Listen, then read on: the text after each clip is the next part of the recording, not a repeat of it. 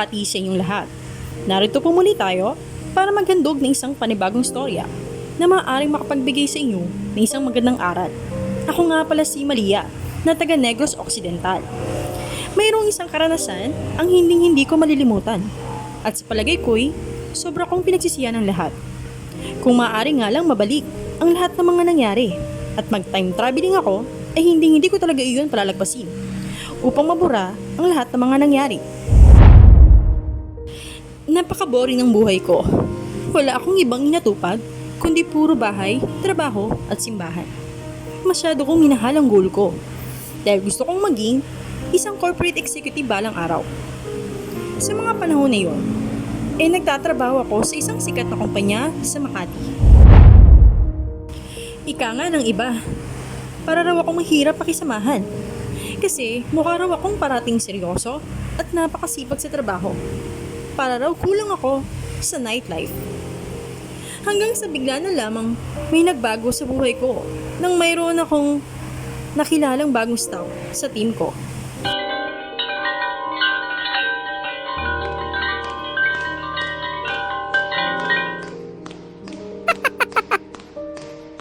Oh my God.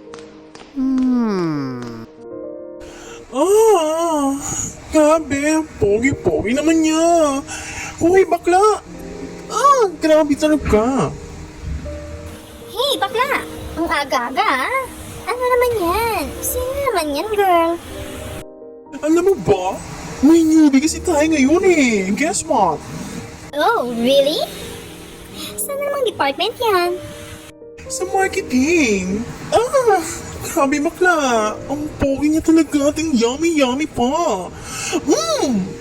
Tambok-tambok girl. Grabe, ang sarap-sarap talaga niya. Ay nako, umiral naman yung pagiging manyakis mo. Ay, oo nga pala girl. Trainee pala natin yun sa management. Nakakahiya naman yung behavior na pinakita ko. Sorry girl Wow! Big revelation yung girl Di bale, magiging boss pala natin siya right after 6 months. Pagkatapos, ang dumi-dumi naman ng isip mo tungkol sa kanya. Nako bakla Ingat-ingat naman sa mga sinasabi mo. Baka may makarinig sa atin. Mapatawag pa tayo niyan sa HR. Sige ka. Habang nagkakwentuhan ang mga ka-office mates ko, siya namang dating ko sa aking opisina. Shh! Bakla! Tahimik na! Piling ko darating na si Madam Auring si Ma'am Dahlia. Ayun na siya Good morning. Kamusta? Hi! Good morning din, ma'am. Siya nga pala, ma'am. Dumating na pala yung bago nating trainee. Mamaya pupuntahin na lang po namin sa office nyo. Okay, thank you.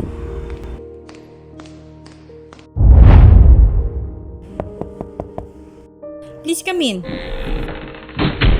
Hi ma'am, good morning po. My name is Mr. Silverio, training for manager po. Good morning then, Mr. Silverio.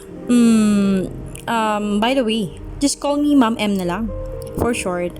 And be comfortable kapag nasa work tayo. Noted po ma'am, M. Sadyang napakaganda mo naman pala ma'am in personal. Hindi na sa picture hindi nga nagkakamali ang ilang mga staff mo. Ano yan? First day, nagpapa-impress ka ba? Mr. Chickboy ka pala. Ang galing mo kasi manghuli ng kiliti ng isang girl Naku ma'am, baka iniisip mo nagko-flirt ako ma'am Ma'am, compliment po yun. Hindi po kasi ako marunong magsinungaling You're such a goddess. Oh, well, let's work. Mula ng araw na nakilala ko si Silverio, ewan ko ba, pero parang may nagliwanag sa puso ko. May biglang nagising sa pinakaiguturan ng pagkatao ko. Na para bang naramdaman ko na gusto ko ng punan ang may kulang sa puso ko. Isa pa, mula nang nasilayan ko, ang napakaganda niyang ngiti na ipinikita niya sa akin. Kasabay ng paglabas ng maputi nitong mga ngipin at nangungusap nitong mga mata, parang bigla akong nakita sa isip ko na ano kaya ang feeling kung siya ang magiging partner ko. Dahil doon, bigla ko na lamang hinatak sa reality ang utak ko. Lumipas na ang isang buwan at nakuha na nga ni Silverio ang kanyang unang sahod. may mga damogs na itong ginagawa na lalong nagpataas pa ng curiosity ko tungkol sa kanya. Hi, magandang Bini. Good morning. Para pala sa'yo, isang coffee. Para maging magandang yung umaga. Oo naman, Sir Silverio. Napaka-sweet mo naman. Anong meron? Birthday mo ba? Grabe ah. Kikiligin talaga ako sa ginawa mo. Wala lang, gusto ko lang magpasaya. Kasi alam mo naman, nakuha ko na yung unang sahod ko sa work natin. Oh, hindi lang naman ikaw binigyan ko niyan eh. Lahat naman kayo. Wala lang, bilang papapasalamat lang. By the way, nandiyan na ba si Ma'am M? Dumating na ba siya? Ha?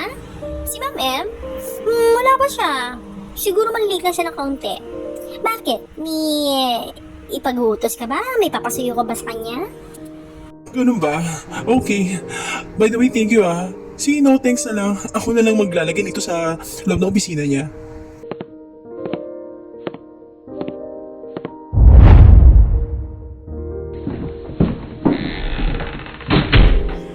Pagkapasok ko ng umagang yon, ay nagtungo kagad ako sa aking sariling opisina. Nagulat ako dahil may nakita akong isang Starbucks na coffee mula sa aking lamesa na may kasamang donut. Nagtaka ako kung kanito ito galing. Hanggang sa nalaman ko, dun sa nakasulat na note na nakadikit sa lamesa, ay ito pala ay galing kay Mr. Silverio. Hindi ko alam ang kiliting aking naramdaman, pero parang nakiliti ako o kinilig sa kanyang sinabi. Nung sinabi niya na, sana'y maging maganda ang araw ko. Sa tuwing magkikita kami tuwing umaga sa opisina, ay parating niya akong hiningitian. Hindi ko alam, para atang magnet ang kanyang mga ngiti. Dahil may kung anong hiwaga ang mayroon sa mga ngiti ngayon na nagkakaroon ng epekto sa akin. Bukod pa roon, madalas niya akong yayain o ilibre ng pagkain tuwing break time kapag nagkakasabay kaming pumunta sa aming kantin. Isang gabi, halos hindi ako makatulog kakaisip sa kanya. Walang laman ang isip ko, kundi puro siya. Para atang hindi dumaan ang buong araw na hindi ko siya naiisip. Naguguluhan na talaga ang damdamin ko kung bakit para atang hindi ako mapakali nang hindi ko siya nakikita sa opisina. Namimiss ko ba ang taong yun? Nakita ko na lamang na kumuha ng isang boteng red wine ang sarili ko habang mag-isang umiinom sa bar area ng bahay namin. Sinabayan pa ng solemn na kanta kung kaya't mas naging emosyonal ang pag-emote ko ng gabing yon. Silverio, bakit ikaw pa? Hindi ko maintindihan ang sarili ko ngayon. Ano bang meron sa'yo? Ba't ang laki ng epekto mo sa akin? Sagabal ka sa plano ko. Pero kasi, hindi ko mapigilan ang puso ko na gustuhin ka. Totoo ba talagang gusto kita? Ang lakas ng tama mo sa akin. O baka lang nalulungkot ako at nagkataon na ikaw ang unang nagpakita ng motibo sa akin. Kaya halos parang turete na ang puso ko ngayon dahil sa'yo. Silverio, mahal na nga ba talaga kita? Sa mga nagdaan pang araw, ay mas lalong lumalalim ang nararamdaman ko na namumuo sa aking puso para kay Silverio. Kaya hindi ka maiwasan, minsan parang bumabalik ako sa pagiging high school. Nagiging papansin ako sa kanyang opisina. Pero para atang wala akong nakikitang isang reaksyon man lang kakaiba na magpapasaya ng aking puso mula kay Silverio. Isang gabi, Silverio, bakit di mo ko pinapansin? Todo effort na ako sa pagpapansin sa'yo. Ay, todo na ito. Tingnan ko lang kung hindi mo ko mapapansin. Umaakit sa gagawin ko. Kinabukasan, pumasok ako sa aking opisina na todo ang aura at sobrang ganda. Pero mukha pa ring disente ang datingan. Halos isang oras ako nag-aayos ng aking sarili para lamang mahanap ang damit na naakma para sa akin. Maging pag-aayos ng makeup at kasuotan ko.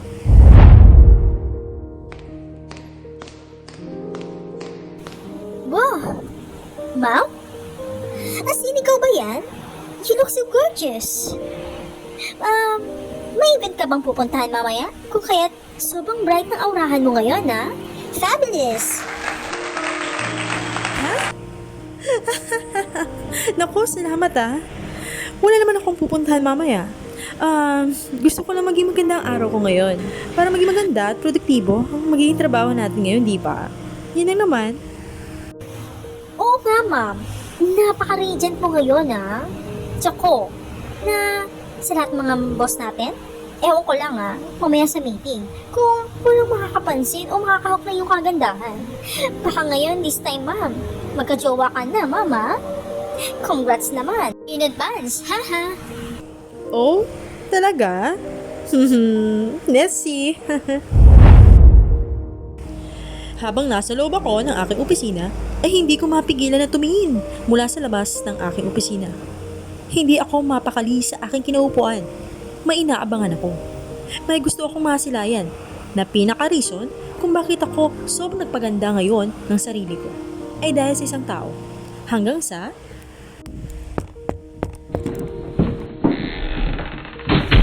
Hi, Ma'am M. Start na po ng meeting natin sa conference room. okay, pupunta na ako. Umattend nga ako sa meeting at nakita ko na umattend din doon si Silverio. Biglang lumundag ang puso ko at pakiramdam ko ay nagtatantalay sa naman ang mga mata ko. Pagkalipas ng buong araw na iyon, ay wala akong naramdaman ng bagong reaksyon mula kay Silverio sa naging kaganapan sa pagitan naming dalawa. Mas napansin ko pa na sobrang sweet niya sa ibang staff kaysa sa pagtrato niya sa akin. Yung dating pakikitungo niya sa akin, na pagiging thoughtful, maalaga at mabait, ay nagagawa niya rin pala sa iba. Hindi ko tuloy maiwasan na madismaya dahil halos araw-araw ay nag-e-effort akong magpaganda sa tuwing papasok sa opisina.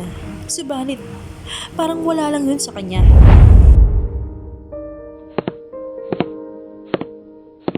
Hi, Miss Lailani.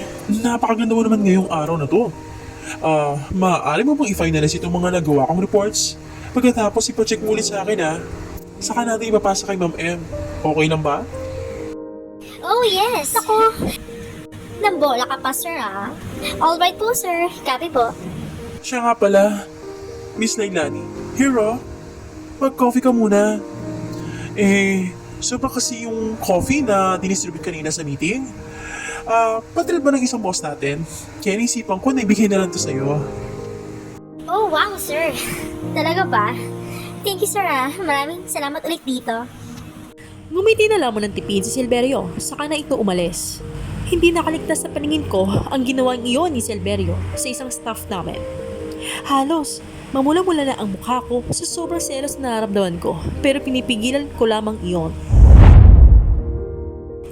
Natapos ang office hours namin na iyon, ay hindi nakawala sa paningin ko na nagkasabay sa uwian, sina Miss Lailani at si Silverio. Hinakay pa na lalaki sa pag-uwi ang babae. Dahil sa naksaksihan kong iyon, ay nagpainit ito lalo ng dugo ko. Hanggang sa pagkalipas ng ilang linggo, ay ako na ang nagyaya ng date sa kanya dahil sa isang espesyal na okasyon. Isang araw, nagkita kami ni Silverio minsan sa pantry nang pumasok ko roon habang siya naman ay nagtitimpla ng kape. Hi, Mr. Silverio. How are you today? Hi, Ma'am M. You look so gorgeous today, huh? I'm fine. How about you? Well, I'm definitely fine. Freak about tomorrow? May pasok tayo tomorrow, I guess. And as of the moment, wala naman akong naka-include na gagawin right after work. Baka siguro, gym session na lang. Wow, great. Eh di, pwede kitang imbitahan tomorrow? Evening? Right after work? Call. Sure, ikaw pa, Miss M. Tatanggihan ko. Maaari ko ba malaman kung ano ang meron bukas? Well, I have a plan of post-day celebration. Alam naman natin na tapos ng birthday ko. Kaso kasi, may kaunting paghahanda lang na gagawin sa bahay. Together of some selected staff only. So it means, tayo-tayo lang. Walang masyadong tao na akong iimbitahan. Kaya, okay lang ba? Medyo isikreto muna lang natin ito. Sa ibang tao, okay lang ba? Oh, secret lang pala yan, Miss M. Okay, don't worry. Hindi ko ito pagsasabihin naman. napakaswerte ko naman. Nandisa ako sa mga naimbitahan mo. Oo naman, Mr. Silverio. Dahil special ka. Wow, talaga ba, Miss M? Special? Flattered ako dun, Miss M, ha? Natapos nga ang buong araw na iyon, at saka nga ako nauna lang umuwi sa aming bahay para i-set up ang lahat. Nagluto nga ako ng pinaka-special kong pagkain na aming lamesa sa pinakamagandang ayos ito. Saka ako naglagay ng isang champagne sa gitna nito. Sumapit na nga ang alas 8 ng gabi. Halos excited na akong maganap lahat ng plano ko sa pagitan namin ni Silverio.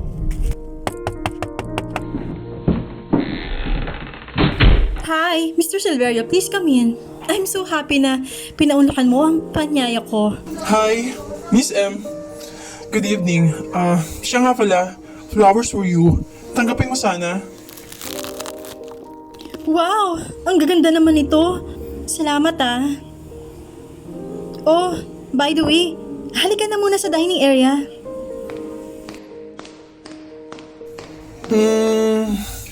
Pansin ko lang, Miss M. Nasaan palang ilang mga bisita mo? Ah, sila ba? Naku, malilit daw sila ng dating eh. Kasi manggagaling pa sila ng ibang lugar at work. Ang ilan kasi sa kanila ay malalayo yung lugar na panggagalingan nila. Kaya for sure, late na sila talaga darating. Ah, okay. Well, I guess gutom ka na, hindi ba? Tara na sa dining area at simulan na natin kainin yung hinanda ko. Sure ka ba na mauuna na tayong kumain? Kayong wala pa yung mga bisita mo. Hindi ba nakakahiya yun? Okay lang yun. Kaso kasi ikaw yung naalala ko eh. Baka nagugutom ka na. It's alright. Kahit na kaunti lang. Pagkatapos, kapag dumating na sila, doon na lang tayo kumain ng marami ulit. Para at least, fair naman sa iba. Kalaunan, ay umayan nga si Silverio na sumabay sa akin sa pagkain. Sa kabilang banda, sinamantala ko naman na abutan siya na isang baso ng champagne habang kami ay kumakain. Hanggang sa hindi ko napansin na nakakarami na pala kami ng inom nang may hindi inaasahang nangyari sa pagitan naming dalawa. Miss M, mukha atang nakarami na tayo ng nainom ah. Wait lang. Oo nga pala. Pansin ko rin, mukha atang iindiyan ka na ng mga bisita mo ah. Walang dumating kahit na isa. Mukhang one-on-one talaga tayo dito eh. Oops! Sorry Miss M ah. I don't want to be mean to you. Kaya nga eh. I guess, mukhang mahihirapan ka na rin mag-drive pag pabalik sa bahay niyo. Suggestion ko lang pwede ka namang matulog dito sa bahay ko kung gusto mo. Kesa naman pilitin mo yung mag-drive pauwi sa inyo. Diba? Baka may mangyaring hindi maganda. Dapat safety first muna tayo, hindi ba? Para maiwasan natin yung aksidente. Naku Miss M, nakakaya naman kung dito ako matutulog sa inyo. Ha? Naku, okay lang yon. Hindi ba? Ako naman na nag-insist eh. At saka, uso pa ba sa yung hiya-hiya, no? Kaloka ka. Oops, sorry gusto mo ba makita ang matutulugan mo? Tara, at samahan kita. Ha?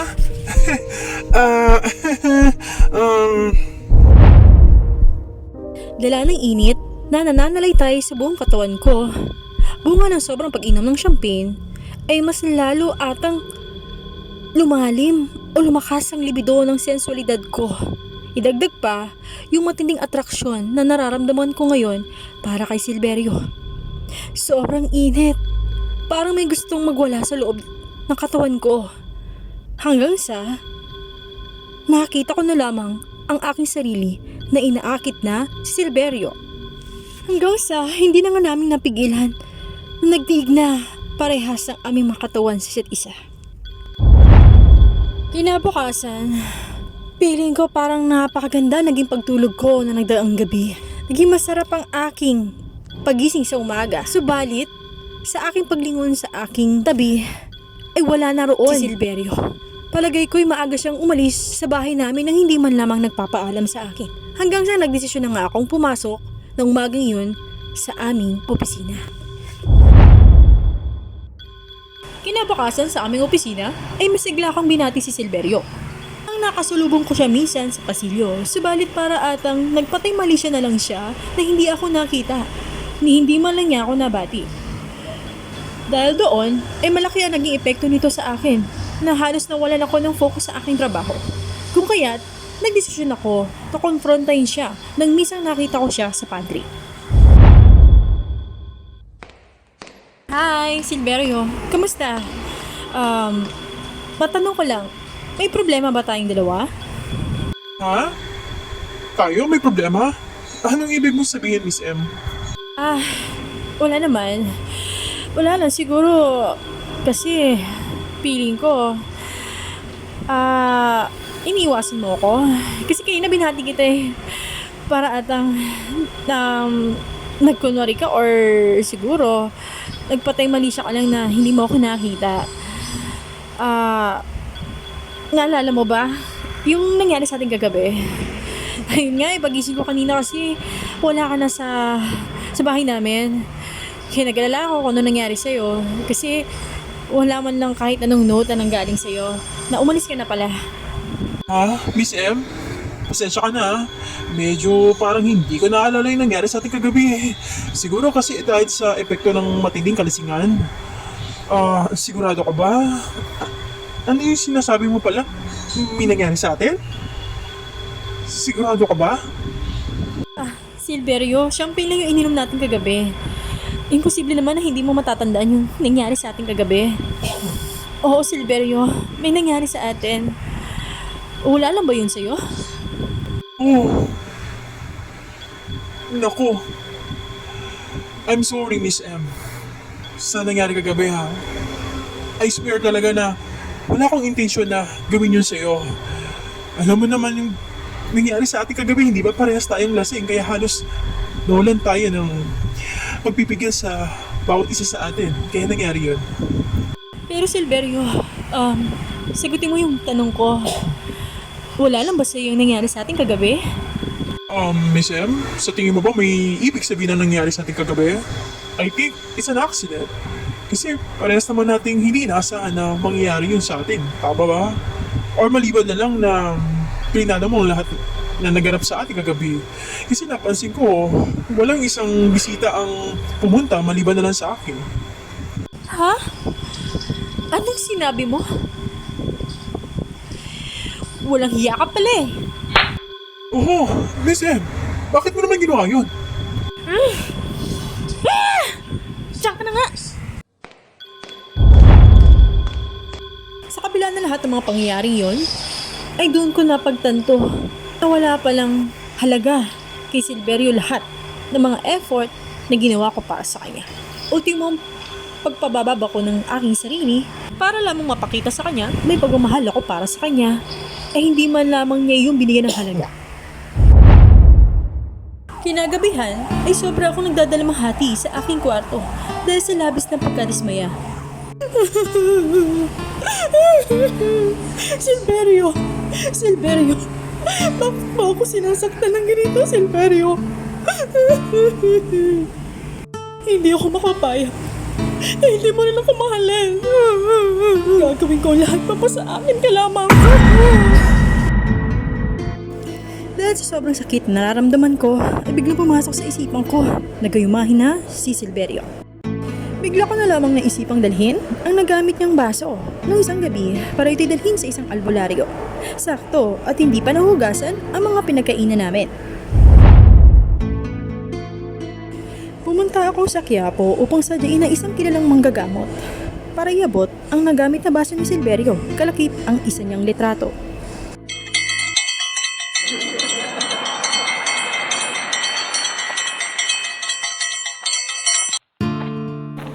Hi, Ma!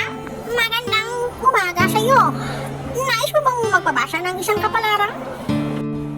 Magpagawa na isang love spell? O mga anting-anting ba para swerting ka sa buhay? Ho, love spell? Tama ho ba ang nabanggit niyo ko sa love spell? Ayan ho ang gusto ko sanang ipagawa. Okay po. May mga liquid potion po tayong binibenta rito na dapat ay ipapainom niyo roon sa tao na gusto niyong magkagusto sa inyo. Meron po ba kayong padasal na lang? O iba pang mga teknik na pwedeng gawin bukod sa pagpapainom sa tao? Kasi mukha atang malabo na sa ngayon yung ganung pamamaraan. Pwede naman, madam. Yun nga lang, may dapat kang ibigay sa akin. Kaya na mga litrato at iba pa. Sakto ho. Mayroon po akong dala rito na kanyang litrato at isang baso na kanyang pinag-inuman. Sa tingin niyo pwede na ba yun? Para doon sa gagawin yung ritual? Okay na po ba yun? Magaling, madam. Kinuha na nga na nagpakilalang albularyo ang mga gamit na aking nabanggit para sa ritual na aking pinapagawa. Pagkalipas ng isang linggo, bigla kong napansin na may pagbabago nang naganap kay Silverio. Madalas na nga niya akong binabati at sobrang na siyang nagiging sweet sa akin. Isang araw, please come in. Hi, ma'am. Delivery po para sa inyo. Grabe po, ma'am. Napakarami mga bouquet ng bulaklak ang pinadala para sa inyo. Pini ko nga, para magiging flower shop na ata. Yung mangyayari dito sa opisina nyo. Grabe talaga, ma'am. Ikaw na talaga, ma'am.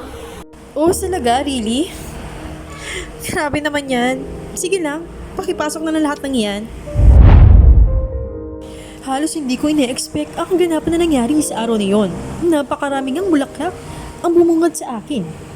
Halos muntik na ngang hindi magkasya ang lahat sa loob ng aking opisina. Hindi ko maintindihan ang nararamdaman ko para sa araw na yon. Sobrang kilig ang nararamdaman ko. Lalo na nang nabasa ko sa isang maliit na envelope na ito'y galing pala kay Silverio. Halos malaglag na naman ang puso ko sa sobrang pagkahay at parang lumulutang na ako sa ere. Dahil sa nararamdaman ko. Bandang huli, ay nagdesisyon na nga ako na iuwi na lang ang lahat ng bulaklak na pinadala sa akin sa aming bahay.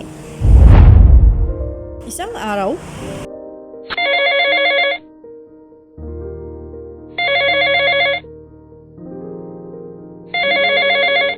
hello? Hi, magandang binibini. How are you today? Pasensya ka na sa abala ha. Namimiss kasi kita eh. Isang araw nga lang na hindi kita makita. Hindi na ako mapakali. Maaari ba kitang yayain na mag-date sa labas? Kung okay lang sa'yo? Tomorrow? Hindi kasi na kompletong araw kapag hindi kita nakikita. Silverio, is that you? Huh? Yeah, sure, why not? Okay, sige. See you tomorrow. Halos matinding ligawan ang naganap sa pagitan naming dalawa hanggang sa natupad na nga ang pangarap ko na maging boyfriend ko si Silverio. Sobrang saya ng nararamdaman ko dahil sa wakas nakamit ko na ang pinapangarap ko. Kaso, sa mahabang panahon, napapansin ko na nasasakal na niya ako. Ayaw niyang may ibang lalaking lumalapit sa akin. Halos pinagbabawalan na nga niya akong makihalubilo sa ibang mga tao kahit sa mga kaibigan ko, lalo na kapag minsan may okasyon kaming pupuntahan hanggang sa dumating na sa punto na gusto niya na nga kaming dalawa na lang sa isa't isa. Ni sa mga magulang ko o sa aking pamilya ay pinagbabawalan na rin niya akong bumisita sa kanila. Ay, masyado na ako nasasakal. Sobra-sobra na talaga siya. Sobrang pagiging obsessed niya sa akin. Halos hindi na nga ako makahinga kung kaya't dumating na ako sa punto na... Ano ba, Silverio? Sa tingin mo ba, tama pa itong ginagawa mo sa akin?